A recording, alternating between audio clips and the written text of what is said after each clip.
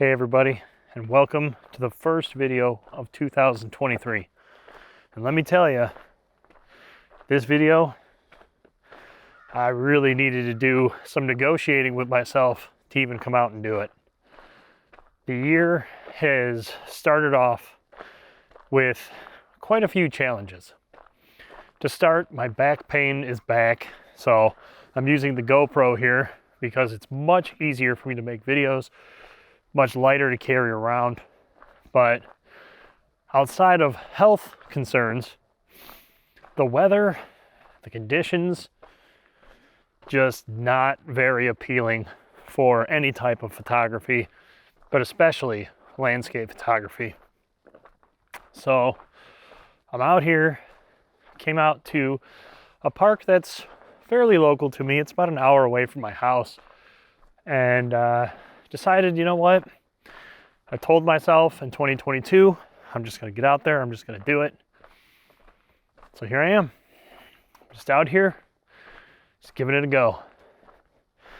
Now, today, it's pretty dreary, to say the least. Overcast skies, very little snow on the ground. Nothing really exciting is going on with the landscape. So, you know, in talking about getting out there and just doing photography in all conditions in my last video, I thought, you know what? This is a perfect opportunity to just get out there and try. So that's exactly what we're going to do today. Now, on overcast, cloudy days like this, you really don't want to be looking for grand landscapes necessarily. What you want to be looking for is those more intimate landscapes. And the two things that I personally do in these situations is think in black and white and think intimate and abstract. So what I mean by that is, instead of trying to put on a wide angle lens and shooting the landscape as a whole, you know, finding a tree in the middle of a field, or you know, finding some big grand vista to go look over a valley or something, go into the forest, go into nature, and look around and see what you can find, and try to pick out the beauty of the elements that make up the greater scene. So that's really what I'm doing out here today, is just kind of looking around, trying to figure out what inspires me in this landscape. And truth be told, these trees right here behind me are beautiful. So I think what I'm actually going to do is I'm going to kind of walk these trees a little bit, look around in this forest some, see if I can find anything that really just jumps out at me in this scene. You know, it is challenging because it is what I like to call brown stick season, where the forest is basically just a big brown blob and you're lucky to have any detail anywhere. But ultimately, there's still beauty to be found out here, and you know, you just gotta seek it out. So let's see what I can come away with today. I don't know if this is going to be a very long video because it all really depends on how long my back is going to hold out for, but we're going to move around in this forest a little bit here and see what I can find, and bring you guys along for the journey here. I think there's a few compositions here. I think we'll find something.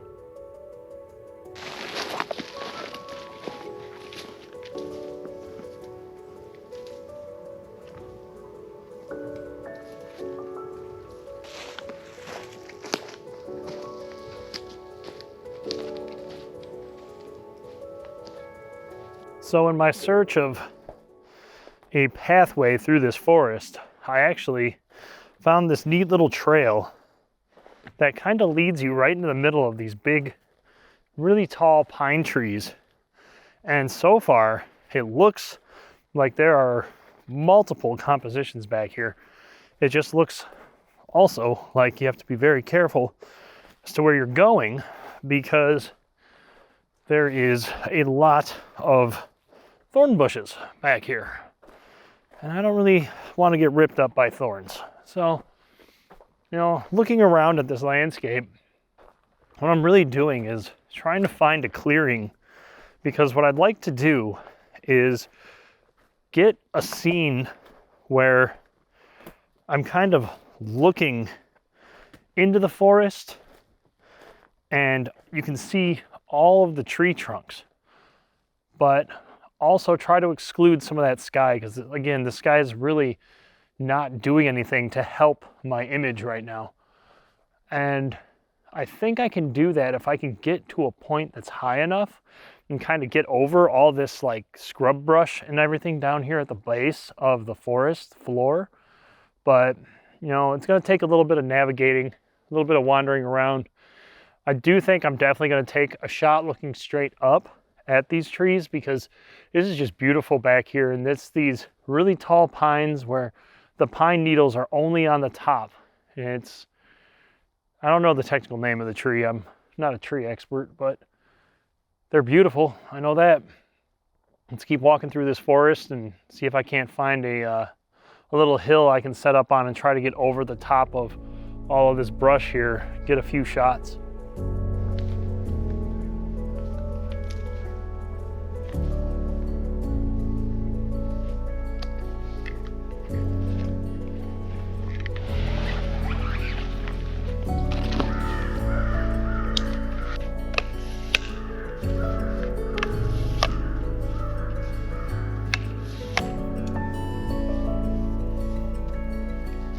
So guys, I'm all set up. I'm using the Z7 II with my 24-70, and I initially thought that this was gonna work really well as like a mid-range zoom, maybe just on the beginning of that telephoto range. But I'm thinking now, honestly, that a 14-24 is gonna do way better out here. And I have it in my bag. I just gotta swap lenses, but I mean, you can kind of see from up on this ridge that I have a bit of elevation over all of the scrub brush and the smaller trees and the vines and all that stuff that are down there. And that's really what I was looking for when I came up a little bit higher, because you don't want all that clutter in your shot. It's just gonna be impossible to shoot through. And when you're shooting through it, it's just gonna get in the way, and you're either gonna have to clone stamp 1,000 things out, or you're gonna have to use the healing brush all over the place. It's easier to just get higher if possible.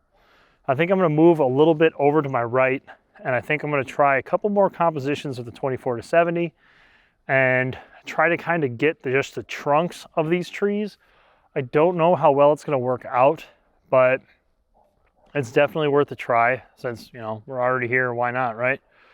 So I've moved over to my right, and I actually found a composition I'm really excited about right here.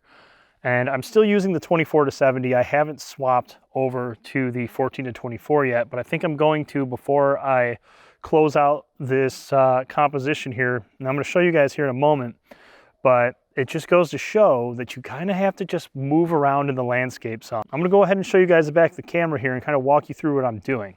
So you'll see here, I have everything set up, vertical orientation, and I've placed the trunks of these trees right at the bottom of my frame. And all these tree trunks are bringing the viewer's eye up through the photo, through all these trees in the back, until they eventually arrive at all the pine needles up top.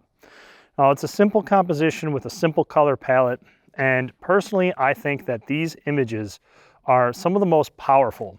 When you're out shooting photos, you obviously want to pay attention to your leading lines. You want to pay attention to the elements of your composition, but you also want to be paying attention to what colors are in your photo. You don't want to have 100 colors in an image, because your eyes are going to be going all over the place.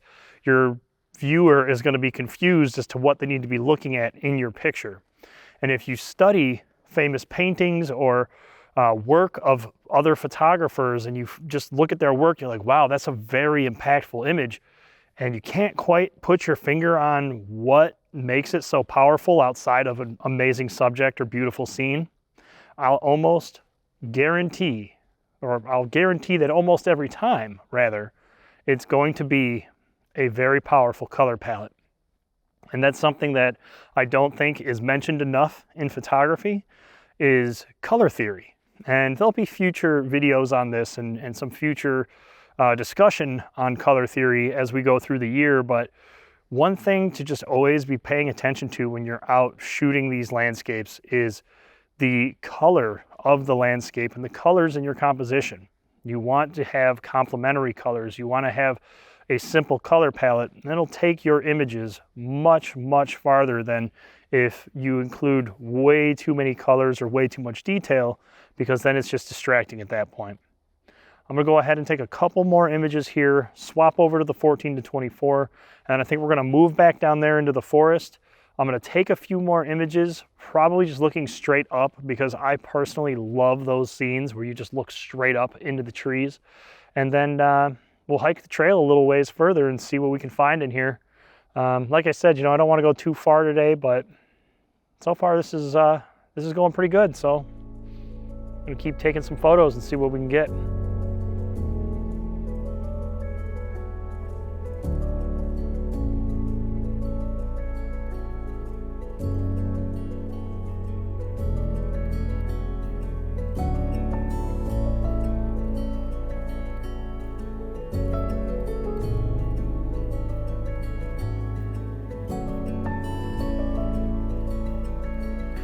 I really think the 24 to 70 was the proper lens selection for this particular composition. And I think the 14 to 24 is going to shine when we really get farther back down into the actual forest and start going through the trees and get back into the pine trees here. So I'm going to move around a little bit, take a few more photos, maybe move left and right a little, see what I can come up with, and we'll go back down into the forest and see what we can do.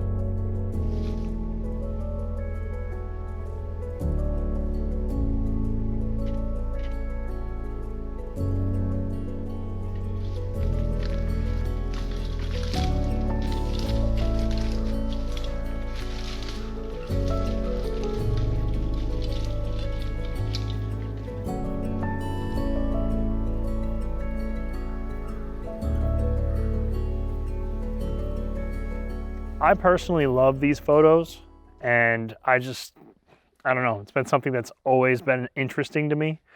And I want to show you guys what to do if you're interested in taking these kind of photos too, because truthfully, they're pretty cool and they're really not difficult to make very powerful. So I'm going to flip the camera around, show you guys the screen here. Now you'll see this is our image looking straight up. And basically what I've done is let me turn off all the data.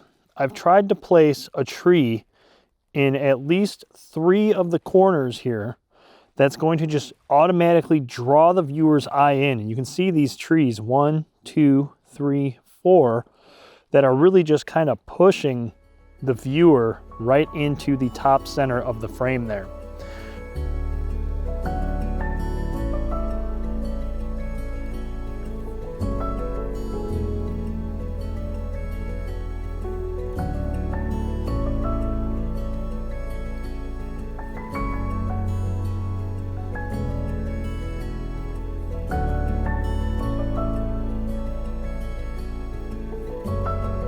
Until next time, my friends, see you guys all in 2 weeks on the next adventure. Be safe, get out there, have fun, enjoy your area, take some trips, get some photos. And I'll see you guys then. Take care, everybody.